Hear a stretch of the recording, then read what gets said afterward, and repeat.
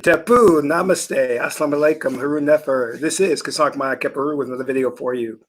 In this video, we're going to talk about why do a full moon ritual. But before I do that, in my I book, want you to hit the like button on it's this the best video. werewolf movie. If this is your first time to my channel, welcome. Hit the subscribe button, get notifications on when I go live and when I upload recorded videos. Also, if you're interested in taking your knowledge of the esoteric and the spiritual to the next level, we have free ebooks down below. You can click on any one of the links and download the free ebooks and start reading. If you want to go deeper in that journey, you can become a supporter of ours on Patreon. You can do so for as little as $1, $5, $20 a month, and you get exclusive access to instructional videos on Qigong, how to perform a ritual, how to do meditation, how to create an amulet, how to invoke spirits, how to communicate with the ancestors. So many videos, so much good stuff. No obligation, you can cancel at any time. Last but not least, share this video with family and friends so we can get the revolution started. So what you saw there was a clip from one of my favorite old films, American Werewolf in London, and it's a classic. It was one of the inspirations for Michael Jackson's film. What's that one? Thriller. Yeah, it was one of the inspirations for him to do Thriller because he saw the makeup artistry in that film, and he wanted to hire the director John Landis to direct the Thriller video. And I remember in school buying the laser disc of Thriller, and on the end of it you had a whole behind the scenes making of the Thriller music video, which was so awesome. And back then those makeup effects were very advanced. Now everything's done through CGI and even better technology. We don't use the old squibs and things of that nature anymore. But it's still a classic, and it's kind of pertinent to what I want to discuss with you today, which is on full moon rituals. So last night I was working on one of my scripts, and I was working on my scripts, and after I was done, I hopped in bed. I had planned to just call it a night, and my mate said, "Hey, it's a full moon, right?" I was like, "Oh crap." And I usually keep track of it because I have an app that really details the different phases of the moon. For some reason, I forgot that last night was a full moon. So I told her, I said, I don't feel like doing a ritual. And she has this really cool karate kick that she does to get me out of bed. So she kicked me out of bed. So I ended up getting in the car, driving to a store late at night because I had to get some more items to do the ritual. I came back in and I wasn't in the best of moods. I couldn't find everything, but I had some things. So I did the ritual. When you're not in that great of a mood, and I put a bunch of magical powder on. It was dripping everywhere, and the oils, and I lit the incense and the candles, and I did the incantations and everything. And then I thought I was done. So I lied in bed for a while, and the goal was to chant the mantra and fall asleep while I'm chanting the mantra. Then suddenly something happened. Not that I transformed into a werewolf, but I had that eureka moment where I sat up and I said, I got it.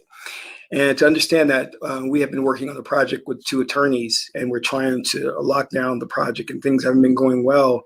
We've hit some roadblocks and couldn't really figure out how to maneuver in terms of negotiations. So I actually figured it out. So I was so excited. I couldn't really sleep. So I'm sleeping, and the powder's everywhere, and she's annoyed. So the next morning I got up and immediately emailed both attorneys, and they were elated and they were happy. They thought what I proposed was very feasible. Success. Oh, sorry, I missed a step. When I got up the morning, the first thing I did was do an oracle reading and saying, is this approach feasible? Can I move on this? And the oracle was like, yes. So I did the Maduna Tear, I did the I-ching, and they both were like, yes. So I contacted the attorneys, and we were good to go. I would have never really come into that solution, which really was so different of a direction. I was headed down the wrong path totally. If it wasn't for my mate pushing me to do the ritual. And I wanted to bring home this point to you so you can understand this. It's very, very important. You must use the opportunities that come along to further your spiritual development. And our ancestors were they were experts on astronomy. They understood the cosmos, specifically the phases of the moon. And if you read mythology or lore, you'll see that many times the full moon was associated with werewolves or underhanded or seedy behavior and things of that nature. When you start to read about these things, you'll see that they have a basis in fact. It's not all mythology, because the moon is tidally locked. And what that means is you can never see the dark side of the moon, the other side of the moon. You're always going to see one face of the moon. And this has a profound effect on the water, the tides, and the water in your body, because you're mostly comprised of water. But our ancestors associated the moon and the subconscious mind with water. They associated with that principle of water for a reason. I'm not going to go into the details about that. Well, I should, because they saw the subconscious mind as a feminine principle, and the moon was a yin feminine principle. And it was during the full moon where the moon had its pull upon your subconscious mind, and it brought the subconscious mind to the forefront. Now, whatever you have trapped in your spirit, and in Wiccan culture, they call it the shadow self. Whatever you have trapped in there will come out more so during a full moon. Hence is why they call it lunatic, or loony things happen on a full moon. There's more births on a full moon, things of that nature. So, and what consequently happened when I did my readings was that I was able to basically connect with the Tahuti aspect, or God's wisdom, to bring out an answer to a problem that has been troubling us for a little while. And the answer, like I said, was really depicted by the 49th hexagram in the I-ching, which means revolution. And what that essentially says is you need to take a revolutionary approach to solving this problem, because you're up against a wall. So I could have gone ahead and not did the ritual, because I always usually do it on a full moon. But that particular night, I had just finished writing my script. I'm trying to hit a deadline. So I was really tired.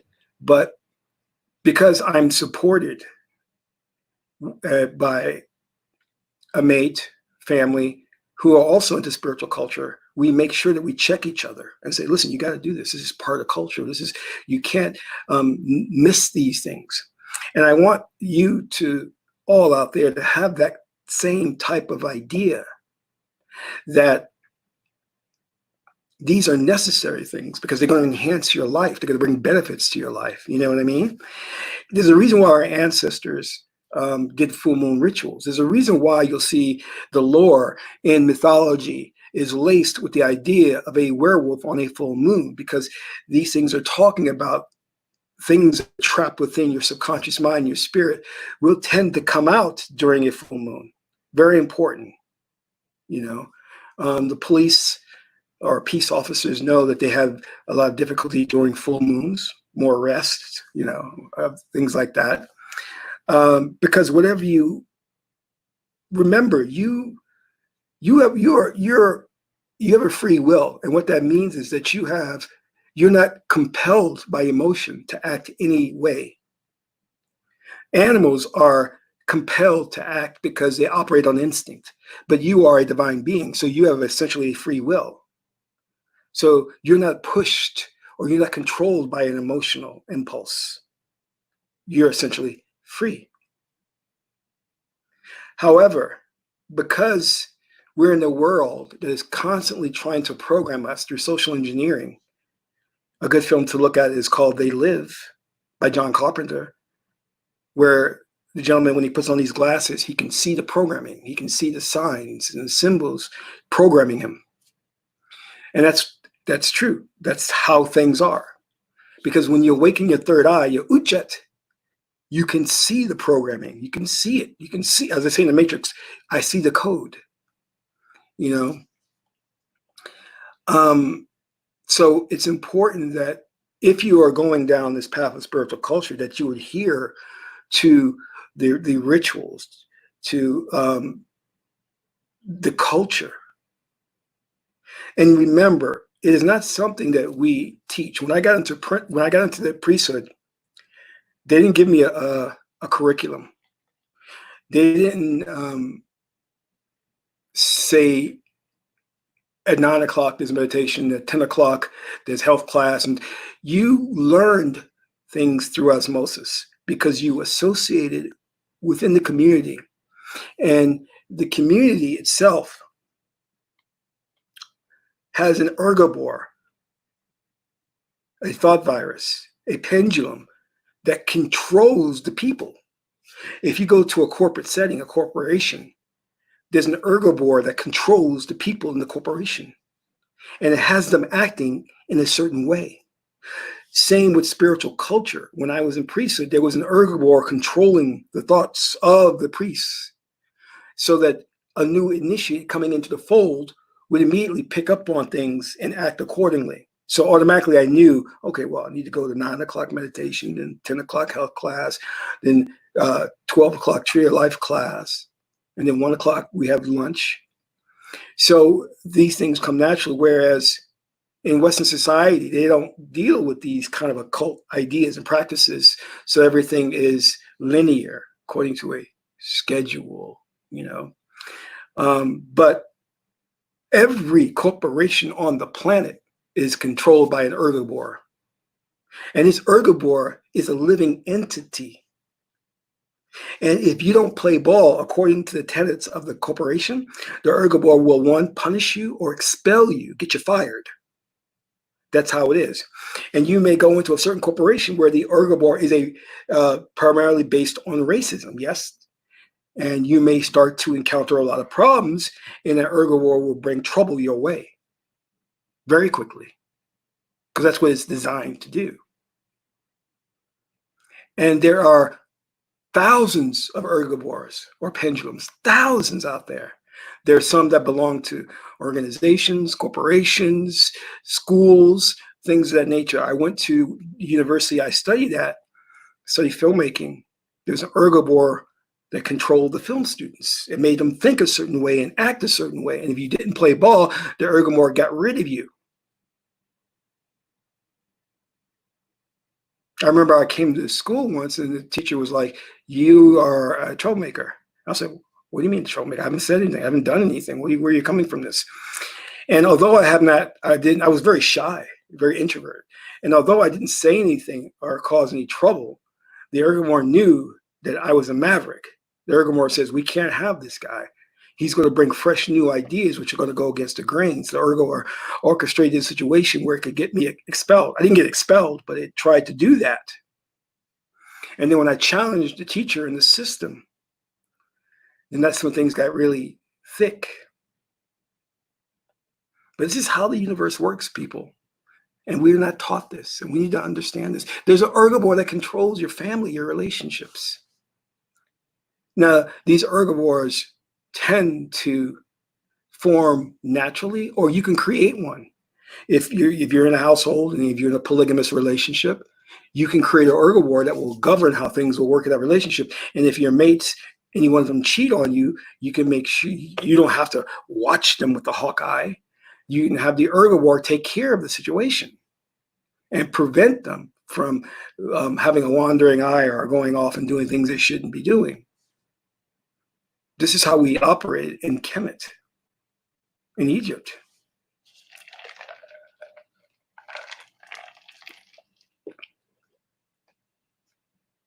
And those individuals in the high echelon of society will tend to bounce from one ergobore to another. And people like Elon Musk, Bill Gates, they attach themselves to ergobores that are specifically designed to bring you wealth and power. And there's many of those ergobores. And those ergobores will push you to another ergobore that will teach you how to bring even more money in. And you can use the names thought virus or spiritual entities, all interchangeable. But what I want you to understand with this is that the practices and culture that we're involved in is not meant to be a strict regimen. It's not meant to confide you or weigh you down with strict rules and regulations. It is there for a purpose to help enlighten you and help guide you They help bring you to a better understanding and improve the quality of your life. But it's important that you put these into practice and not just read about them or not just listen to a lecture. You see, that is the problem we have today. We have too many people who are on the internet who are preaching Kemetic science or Kemetic wisdom, and they don't actually practice it. They don't actually know what they're talking about. Because if I challenge them, they have no comprehension. They may know what an herbivore is, but have they actually created one? Have they actually dealt with one? No, not really.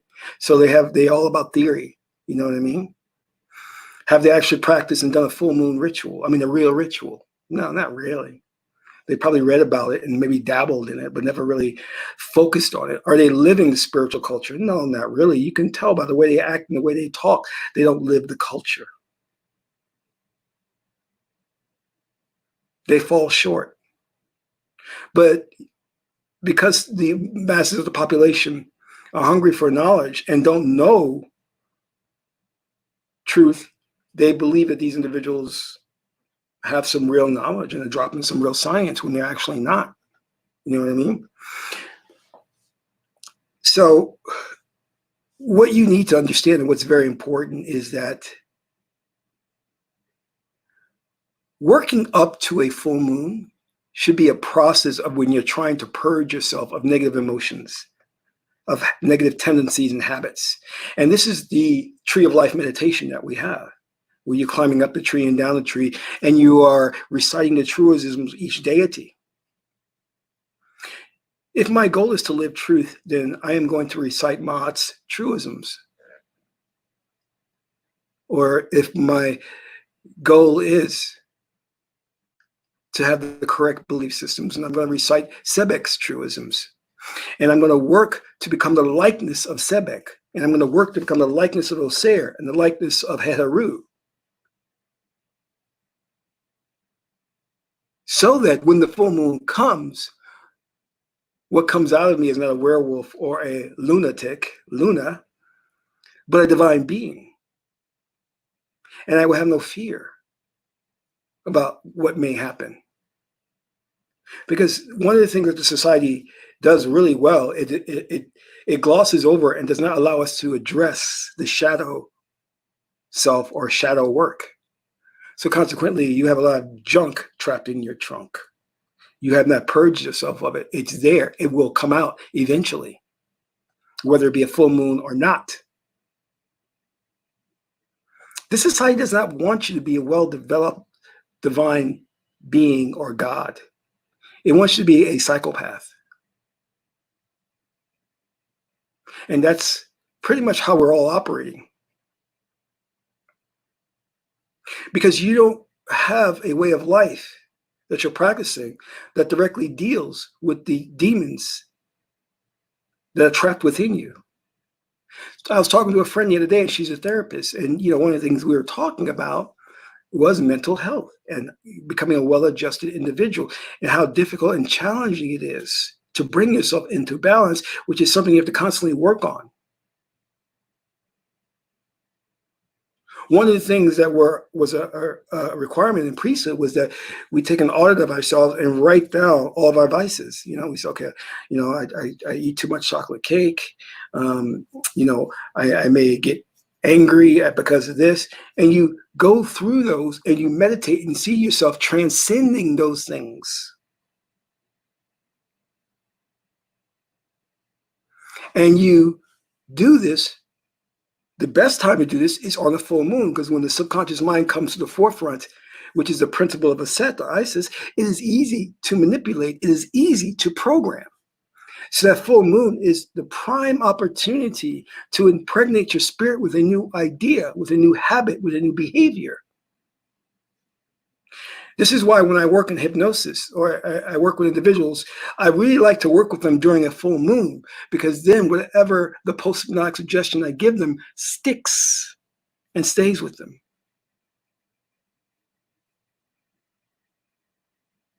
And then they walk away with a real profound feeling of change. It's a little more difficult trying to program an individual during the waning of the moon.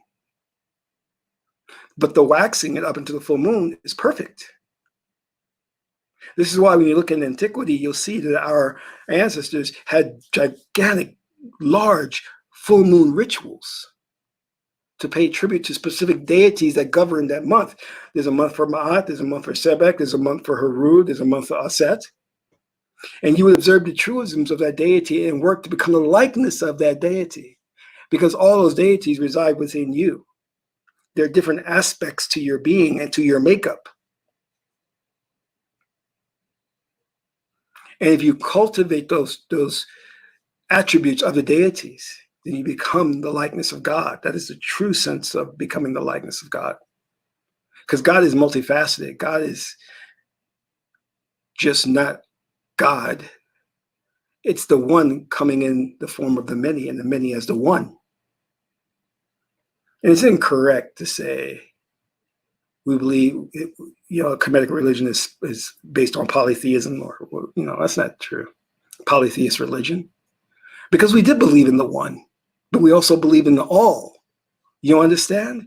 And we saw no contradiction, because we could hold in our mind two diametrically opposing ideas and have them live in harmony. That is a sign of the right brain. The sign of the left brain and the backward Western man is to have two ideas and always see one as a contradictory idea and seek to eliminate it. That's left brain thinking. That's why we're in the problem and the world we're in today. Western man trying to eliminate what he perceives is a contradiction, an opposition. There is no opposition, because when you understand that you are Amen, you are peace, you are God, you are one with all, then there is nothing to oppose you, because everything is you, if that makes sense. So therefore, you have no enemy. You have different aspects of yourself that are not aware of coming to the realization that we are one. And your goal is to help them to assimilate and understand that, yes, there is the one divine being. That is all that there is, with the illusion of individuality and the illusion of separation.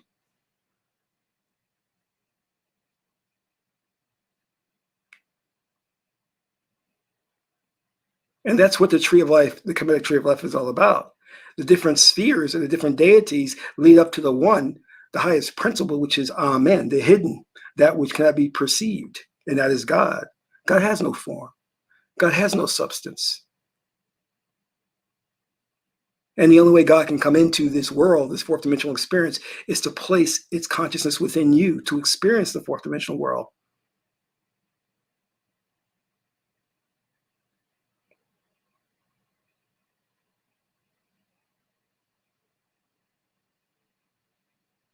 One of the biggest things that we can do to transform the vibration of the planet, which would be on the full moon, is the breaking down of the ego. Freud, the id, the ego, the superego, and all that nonsense. Because the ego is the obstruction to oneness. And if you eliminate the ego, you will get a profound sense of one with all, that it may make you burst into tears. But the ego is comprised of what we would call the programming, the patterns, the social engineering.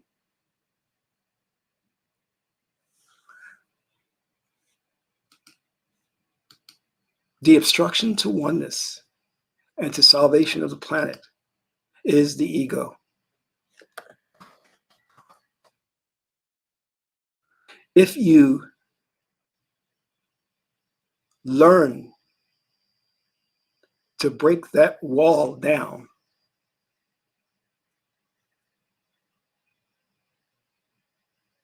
then there will be a radical transformation. And many of us have already done this. And they've done this through different types of medicine like DMT and ayahuasca, which is perfect for dissolving the ego and having you experience oneness. Because you can talk oneness all you want, unless you experience it, it's a radically different thing. The ego is a compilation of all of the influences of the modern day society, the subliminal programming, the conditionings,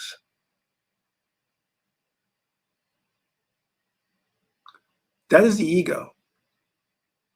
Now, what comprises the shadow self is all of those dark things you refuse to explore and refuse to acknowledge. They then get shifted from the ego into the shadow self. Sexual perversions, ideas of killing, masochistic behavior, that becomes a shadow self. And that becomes more dangerous and more troublesome. So I want to turn your attention to this really brief clip or trailer. It's probably going to give me a copyright strike on YouTube, but They Live is one of the most important films you can ever see. And I want you to get an understanding of what you're dealing with in the modern world when you go out there. You are experiencing programming. Let's take a look at that.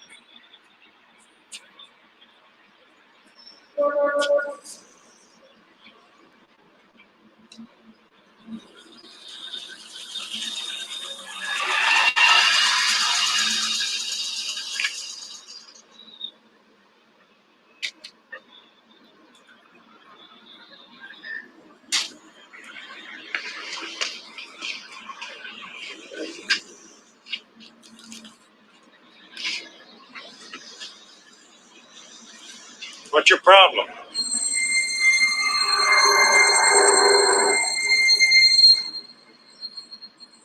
I said, what's your problem?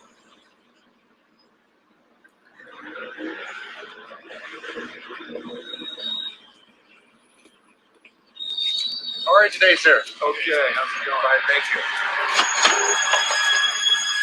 Thank you, sir.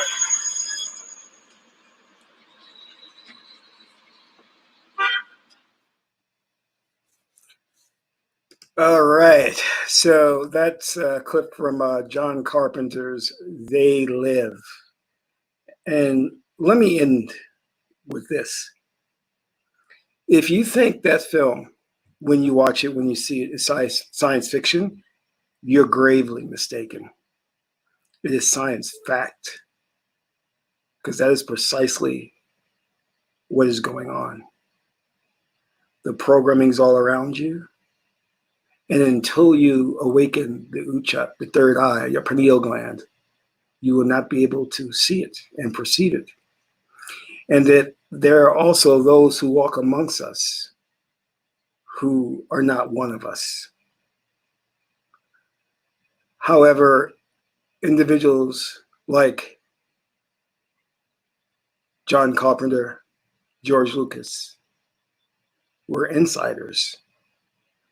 and they have to make their films under the category of science fiction because they can't come out right and tell you the truth about this is what's going on. This is what has happened. Control, after it initiated Order 66, I think it was, which was to kill all of the Jedi. The ruling elite was only able to come into power after it eliminated all of the priests and priestesses of Kemet and the shaman and shawomen. And then the next thing it did was to burn the books, the libraries of the occult wisdom and knowledge. So these movies aren't science fiction, they're science fact. I want to thank you all for tuning in. This is Kasank Ma Kaparu, son of Ma and Tahuti. My aunt is the beautiful goddess Heteru. Till my next video, Amen Ra.